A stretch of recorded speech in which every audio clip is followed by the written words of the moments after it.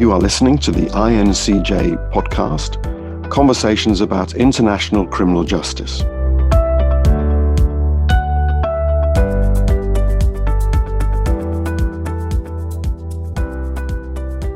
Hello, everybody. Can I welcome you to an INCJ forum event?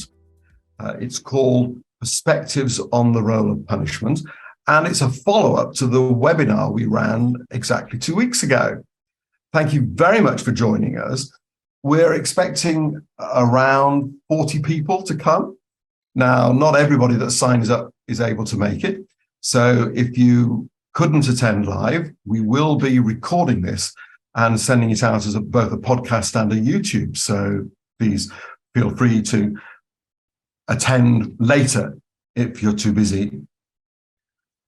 Our aim is to allow an open exchange and international perspectives on the subject of punishment. And I guess it's really important that you find out right from the beginning how we're going to attempt to do this. Well, we're going to divide the session into different stages. And to start, if all 46 people turned up, there's going to be very little space in an hour for 46 people to say anything. So the plan is that we'll divide up into breakout rooms and ask each of the breakout rooms to take on a specific topic. And I'll say what those are going to be in a few moments.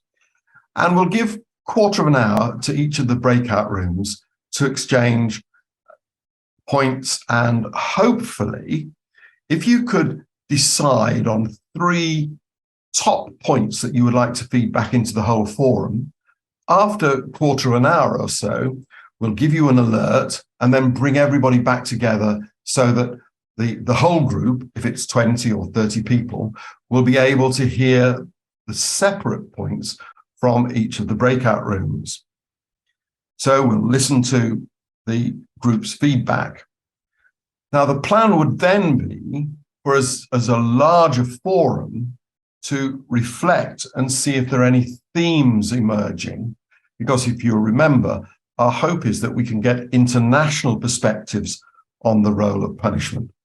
And particularly as we had contributors at the original webinar from both North America and different parts of Europe, we would be really keen to keep that theme going so we can be cross-cultural as well as cross-disciplinary.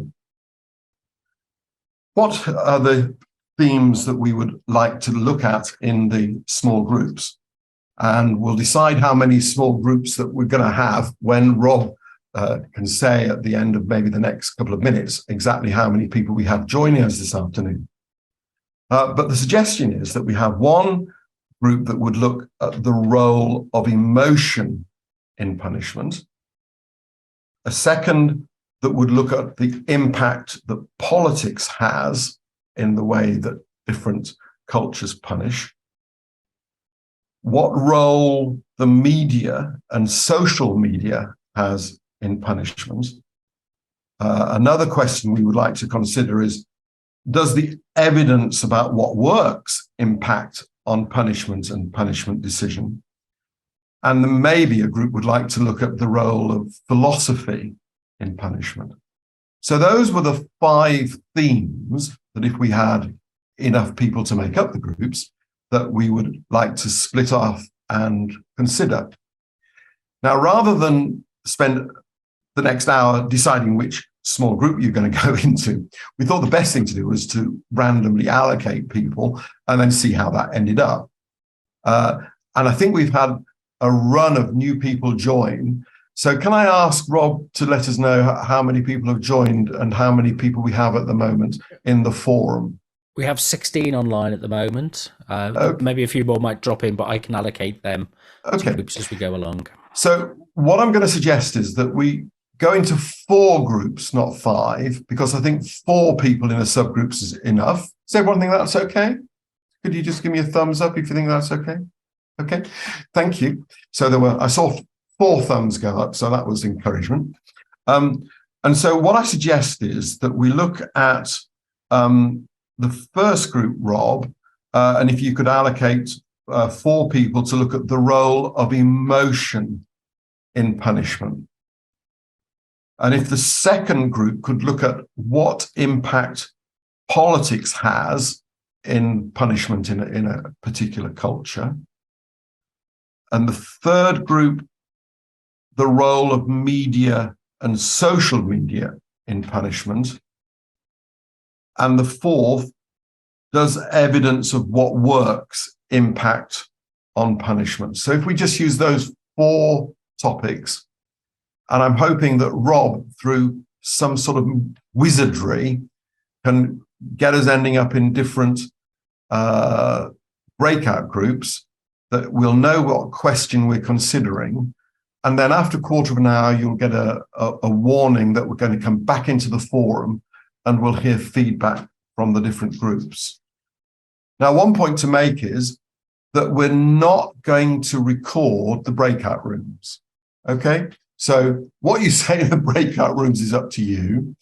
But if you could make sure that somebody is equipped or delegated to identify the highlight points so that you can feed that back into the main forum. Now, does anybody have any questions or want me to be clear about what we're going to attempt in this next stage of the forum? Everyone okay about that? I'm getting 3 thumbs up. Any questions people want to send to me?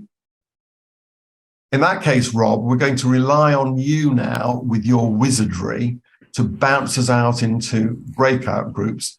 And I'm hoping, first of all, that everybody arrives in a group that they have something to say. And also that when we come back, we're all going to be bursting to say something in the main forum. So thanks for coming and enjoy your next group. I've put the numbers in the chat, just at the group. So just take a note of the number that you're in, and then I'll add them afterwards as well. I'll go back in and verify which group you're in. So number 1 is emotion, number 2 is politics, number 3 is media, and number 4 is what works. So I've no idea which group you're going to end up in. So I'll click that button now and allocate you to all of the rooms. As some people are rejoining the forum, feel free to switch your cameras on, because that way we'll have more of a feel of the whole group. I'm hoping everybody had a useful and lively set of exchanges in the smaller group.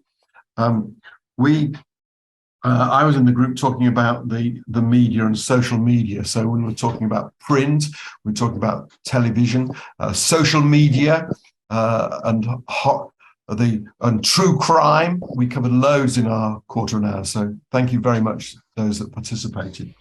What I'd like to do is ask, have we got someone going to give us the main points from the role of emotion in punishment? Is someone going to talk about that for us? Somebody from the emotion working group? Jeremy was an interesting character. He delivered some interesting points, if I may recommend him. Jeremy, some have greatness thrust upon them. Okay. Thank you. This may not be developing paying the slightest attention to what anybody said, but one of the essentials in this is that the system is the justice system is humans operating on humans, some of whom have committed offences against humans, and there's a shading of emotion is a terribly single word for me, all sorts of things, but in my book it does shade into public interest as to what society thinks is important and what society thinks is not important, is a fairly subjective aspect. And you see occasional legislative changes and changes in sentence guidelines, which are obviously probably make more difference in legislation, actually, as to say, well, this is something which should be punished more harshly than it used to be, or less harshly than it used to be. Reclassification of drugs just occasionally, things like that. I mean, they are expressions of what's important, and that's part of the emotional process. The other thing which I think we were highlighting in various ways was the risk of politicians trying to make cheap points at usually at the public's expense, and somewhat headline grabbing, somewhat easy target for such people. Criminal justice tends to be what happens to other people rather than to all of us. And that's evidenced not only by the way in which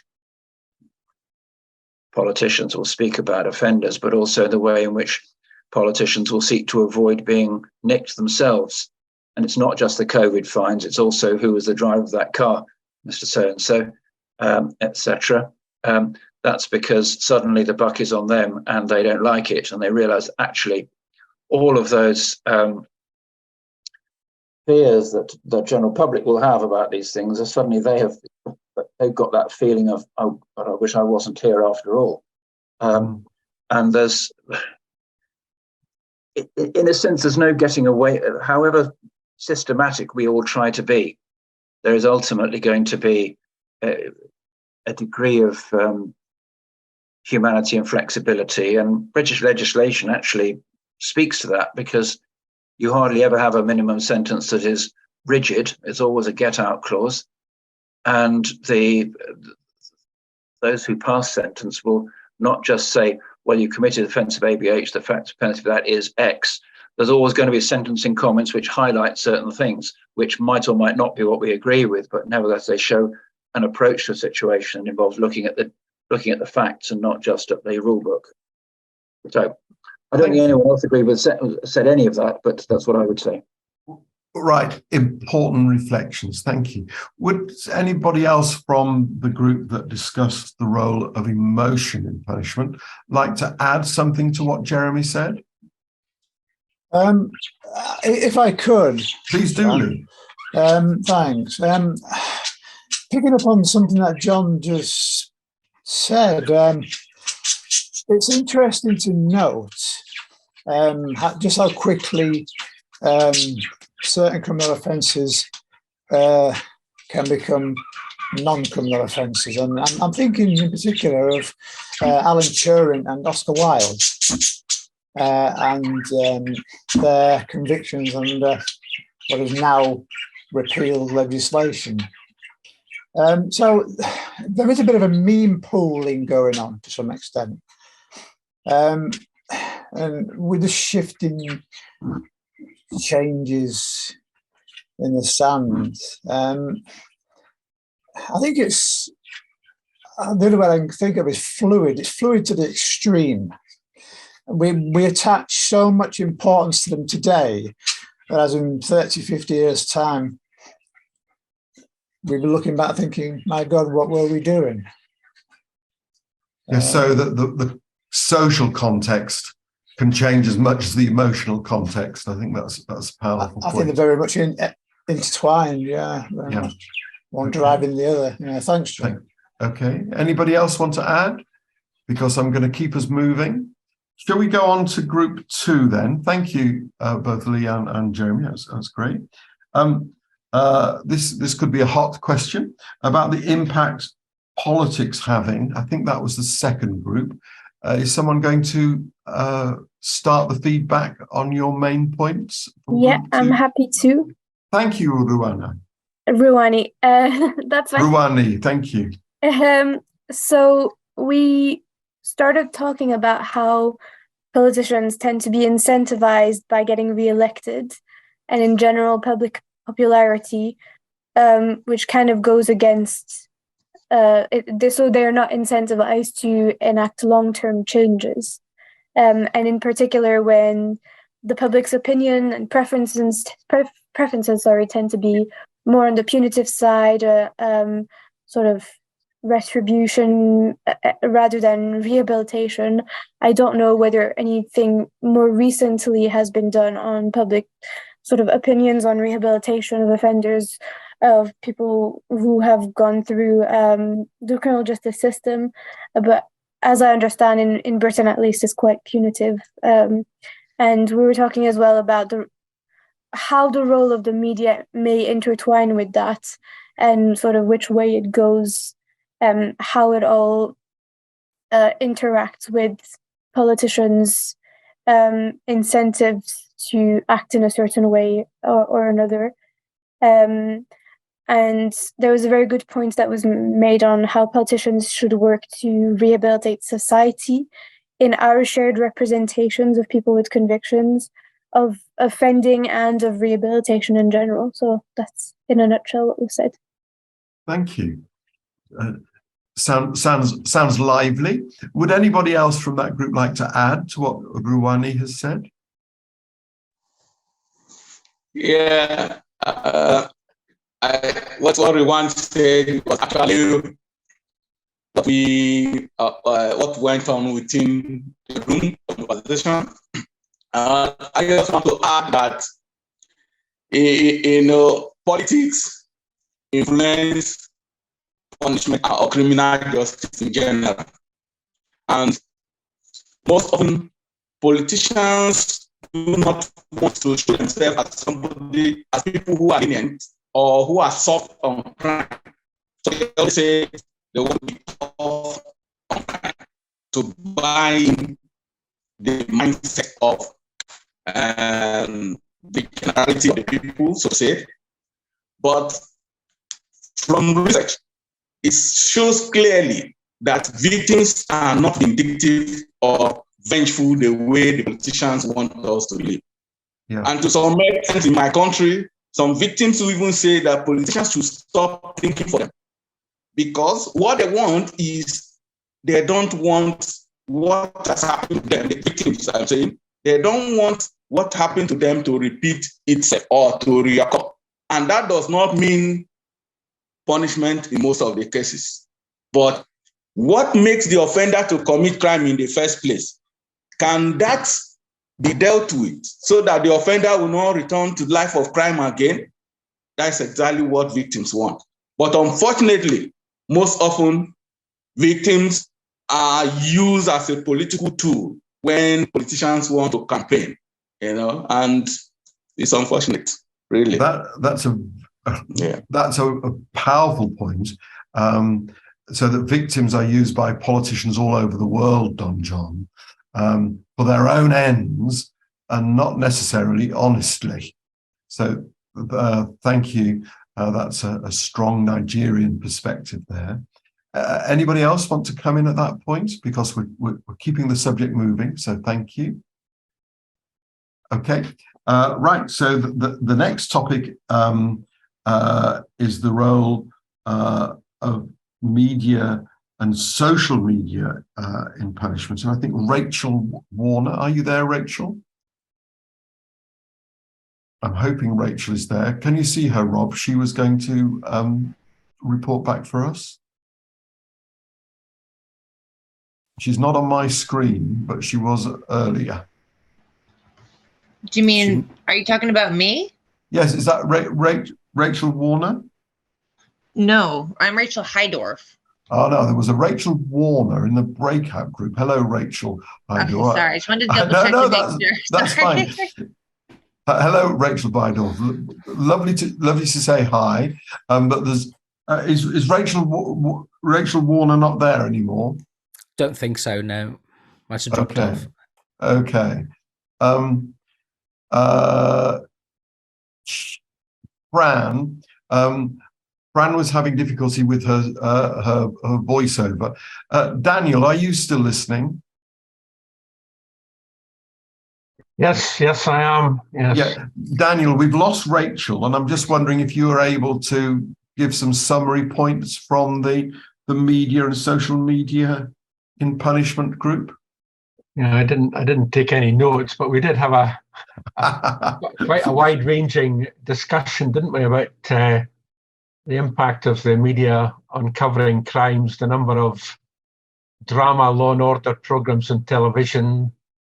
To what extent did they touch on the perpetrator, or were they really just whodunit and a regional perspective on the UK and the detectives' family issues?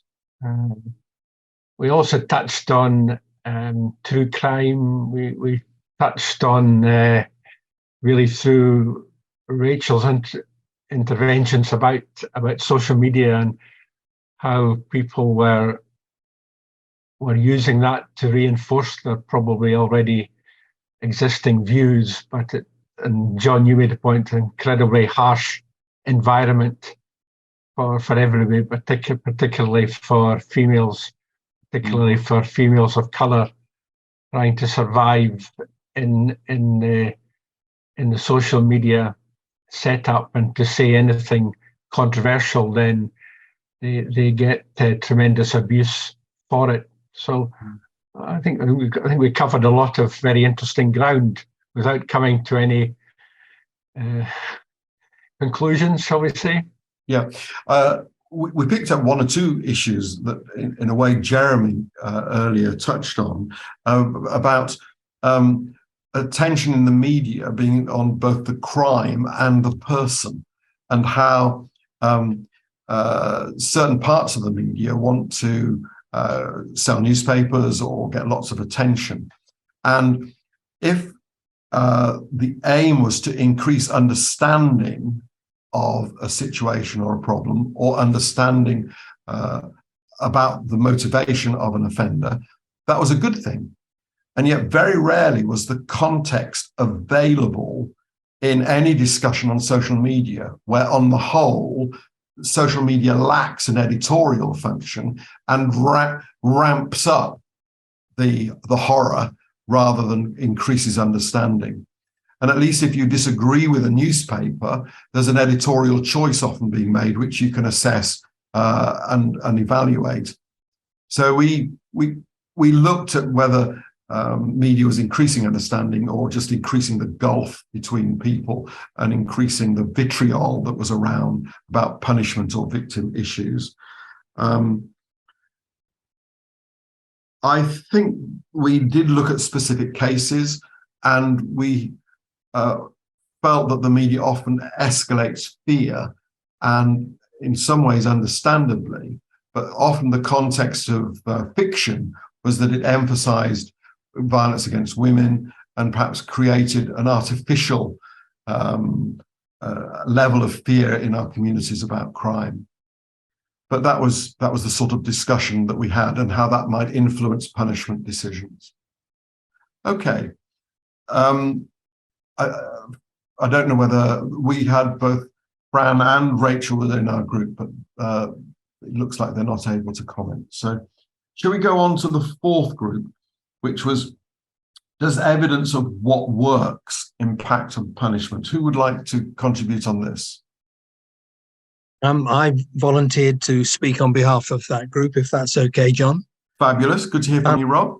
Yeah. Well, as Jeremy warned us when he was giving feedback, he's not really sure that I'll be speaking on behalf of anybody else, but I'll do my best. If you think about talking about what works, then probably the first question is what are you trying to achieve in the first place? So if you're trying to bring it about that individuals offend, specific individuals have been convicted, offend less in the future, that implies maybe one kind of approach, and would lead you to talk about things like offending behavior programs or whatever, or desistance strategies. But that's by no means the only thing that a criminal justice system might attempt to do. It might also aspire to reduce crime overall, and that might be a very different proposition, because after all, a very large number of people who commit crimes are never brought to justice at all. So offending behavior programs are to that extent completely irrelevant for them. But then there's the third, and at least one other consideration, and that's the idea of peace building or restorative or reparative approaches, which again implies yet another approach. And as Don John has just now reminded us, it's not the case that victims are calling out for harsh punishments. So we need to think differently about what would best vindicate and honour the experiences that they've undergone. So who's going to decide what the problem is in the first place, and who's going to determine what crime problems we're trying to address? We spoke a lot about corruption at all levels, and considerable anxiety about who is the honest broker in trying to manage all that.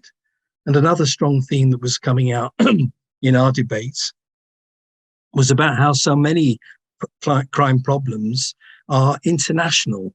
And therefore, it's very difficult to know who has the authority and whether countries can cooperate sufficiently to get their heads together to approach particular matters. So we spoke about human trafficking, we spoke about money laundering. It doesn't matter what any individual jurisdiction tries to do about that, it will be incomplete without regard to that international, potentially global context. So what counts as evidence, what we're trying to achieve in the first place, who decides what counts as evidence and who decides on the priorities, all of that, I think, is insufficiently discussed in a lot of the debates about the role of effectiveness. So I'm very keen to for Amy and Rachel and Felicia to add to this, because I've given what I took from that discussion, but I'm sure they will have taken other things besides. But those were my thoughts.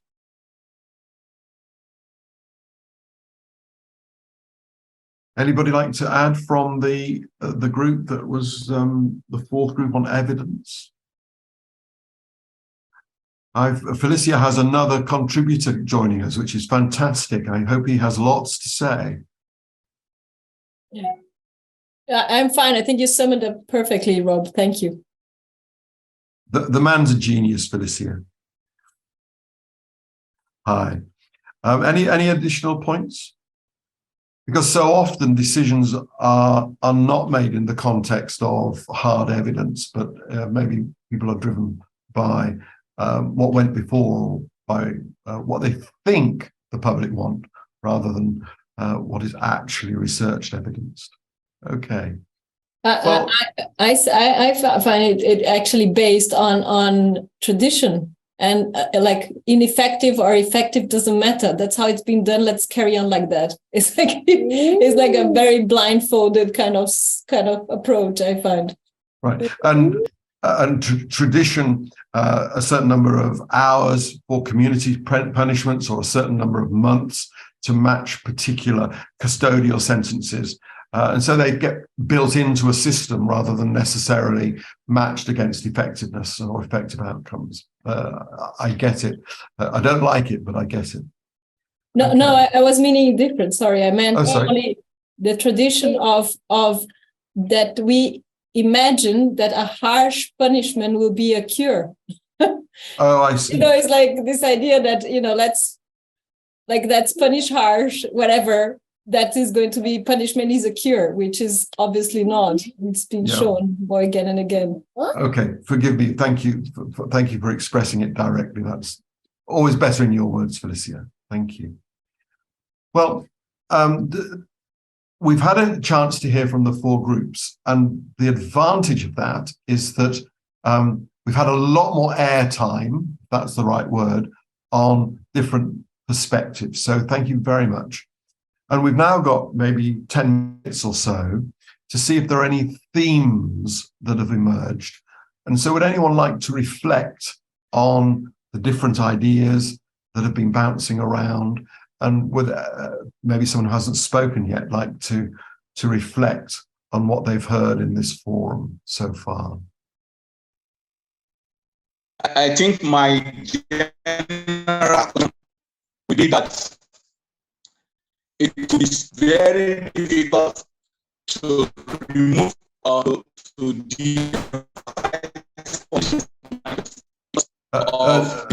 Don John, you're echoing a great deal. Could you speak slower and maybe we will hear you better? Can you try again? That'd be great. Okay, I was. Hello, can you hear me now? Yeah, perfect. Thank you. So I was saying that it will be very difficult to de-emphasize punishment from within the criminal justice system because it has come to stay for years now, and politicians cannot do their business by de-emphasizing punishment in criminal justice system, because punishment is something that politicians use in gaining support when they want to do their politicking. So perhaps if we are able to depoliticize punishment, if we are able to depoliticize punishment or remove punishment from politics, then we may move forward. But I think that is a very, very difficult thing to do. Yes. Can we have reflections from other countries? Has any country managed to separate politics from punishment? Question mark. I mean, there was a time when in England and Wales, when it wasn't particularly political, there was a cross-party consensus about punishment. And it was probably in the Margaret Thatcher years and then the John Major years that they discovered that it was a rich battleground for politics. And once you have gone down that way, you're never going to be able to row it back. And Professor Ian Loader has spoken about the Platonic guardians, as he called them, the Platonic guardians, the wise and good people who would tell you the answers, and then the public would just nod politely and not worry about it. Those days are past. And I think the group who spoke about emotions would probably have some comments to make about the impossibility of returning. So I'm not sure. I think some countries are more overtly party political than others. But once you start going down there, you've had it really. You're never going to be able to get it back. Maybe you shouldn't. Maybe you shouldn't. Yeah. Any other comments about the role of politics in punishment? I do. Here in the United States, we have lots of laws that protect victims of crimes. We have lots of laws that protect public officials.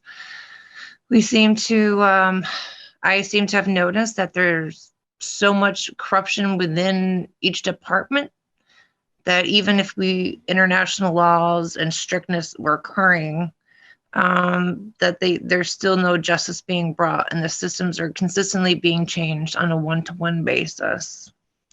That sounds terrible to say, but there's so much. We look at political campaigns, even, there's that public policy for doing the right thing and having that public eye, but we're doing something else in the background. Same as what I noticed in a lot of our officials. And when that happens, everything's undermined. Even especially when it comes to public officials being brought to sessions, they are not even coming close to even being charged with the crimes that they should be being charged with. They're getting lighter sentencing, specialized sentencings, because they had a particular political past. But politicians will stick together because they did that one favor when they really needed it to keep that public image and, to hide the general crimes that they've committed.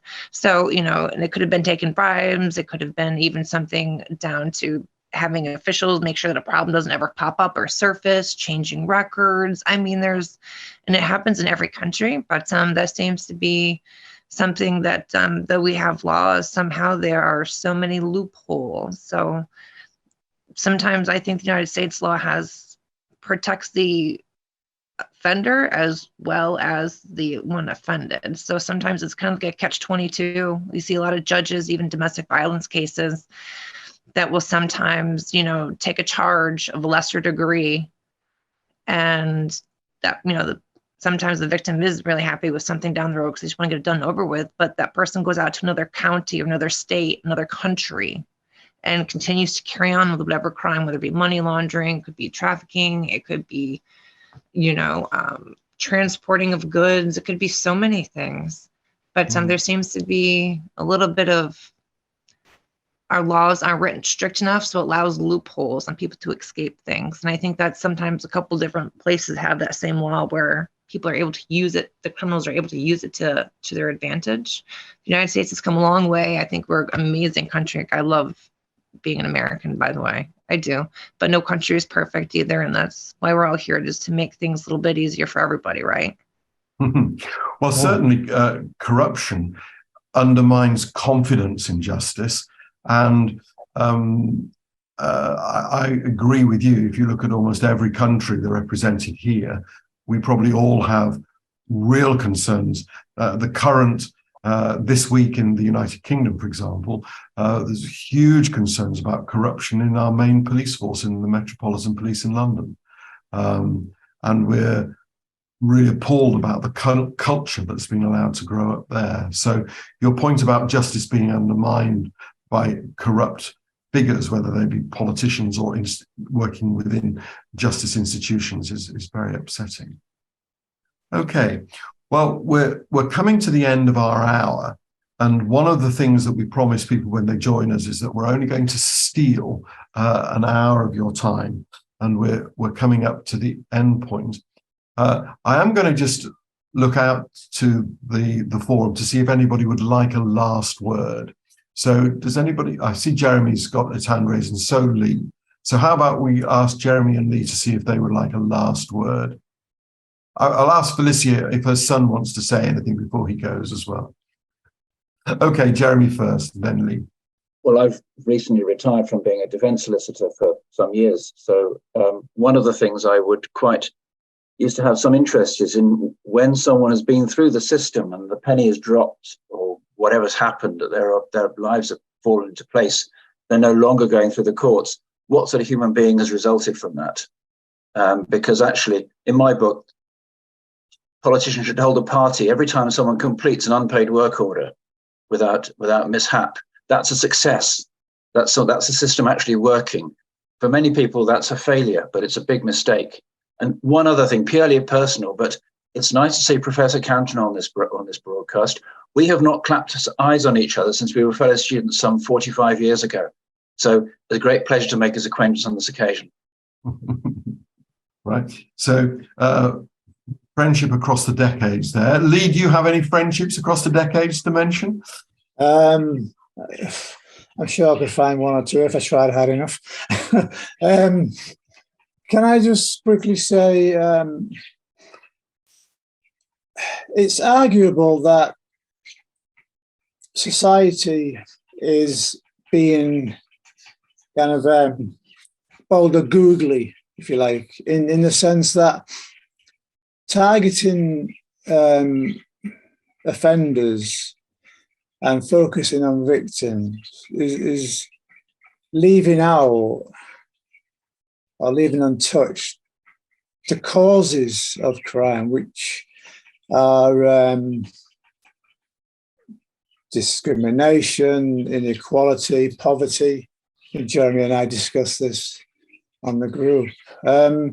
So while you got the likes of Tony Blair banging on about being tough on crime and tough on the causes of crime and locking people up for longer and longer periods of time, society is not improving. The same problems are going